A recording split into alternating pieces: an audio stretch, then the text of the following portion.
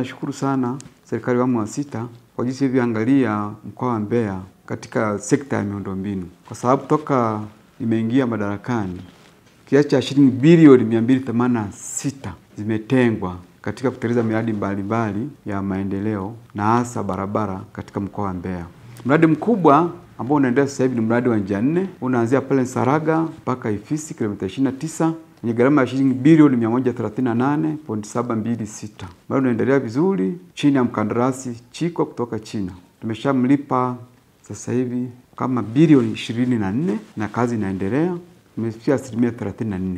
Mradi uko mjini, na changamoto za hapa na pale, moto za kuondoa mabomba ya maji, nguzo za umeme, TTCL. Lakini changamoto tunashukuru kwamba tunashirikiana na sekta husika na taasisi zingine kwa ajili ya kuviondoa na mradi unaenda vizuri. Kwa hiyo mradi sasa hivi unaenda vizuri, tuko 34% na imani tutamaliza kadri ya mkataba unavyohitaji. Mji wa Mbeya ndio kama mji mkuu wa Nyanda za Juu Kusini. Na magari hapa ni mengi sana. Kutoka Tunduma, kutoka Dar es Salaam yamechoka, yanakuja first stop huwa ni hapa Mbeya. Wakati anaelekea kuvuka mpaka aidha kwenda Malawi au kwenda Zambia na Kongo pia. Kwa hiyo kwa kweli kwa kuamua kuweka njia 4 hapa mji wa Mbeya, kwetu sinaona kwa kweli tunasema ni shukrani kubwa kwa serikali ya awamu ya sita kwa sababu itabadilisha maisha ya watu wa Mbeya, lakini si watu wa Mbeya tu, na kanda za juu kwa ujumla, kwa maana mikoa ya Songwe, mikoa ya Njombe, mikoa ya Iringa na pia mikoa ya Rukwa na Katavi.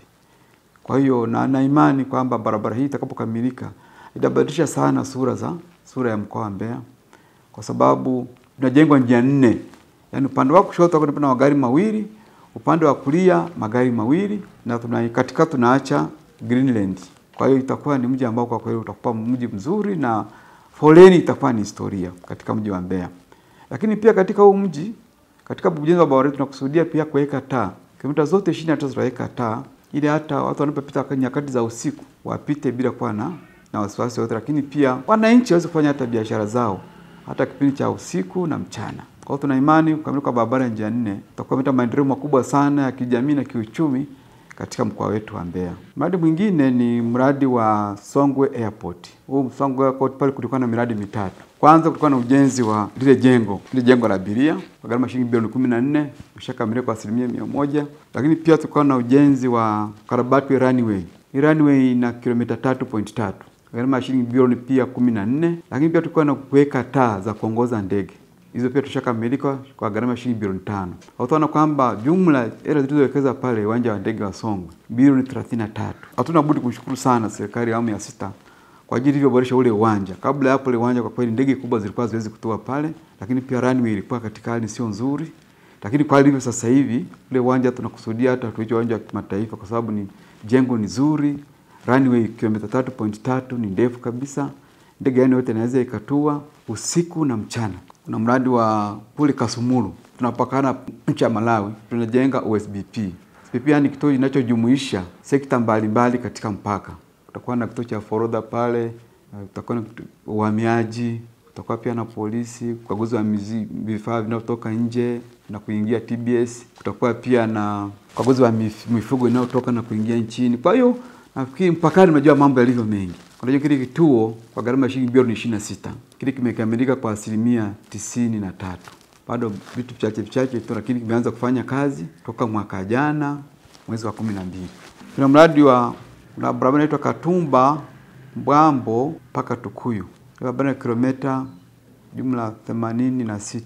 Sasa kuna loti mbili zinaendelea pale, na Katumba Mbwambo, Katumba Rupaso kilomita 35.3 kwa gharama ya shilingi bilioni 54.088. Pia hapo kuna loti nyingine na inaanza pale Mbaka Bridge mpaka Kibanje kilomita 20.7 kwa gharama ya shilingi bilioni 32.041. Kwa ujumla kabisa pale takriban shilingi bilioni 86 imetumika pale kwa ajili ya barabara Katumba Mbwambo mpaka Tukuyu. Wananchi wa kule wanaona kazi zinazoendelea.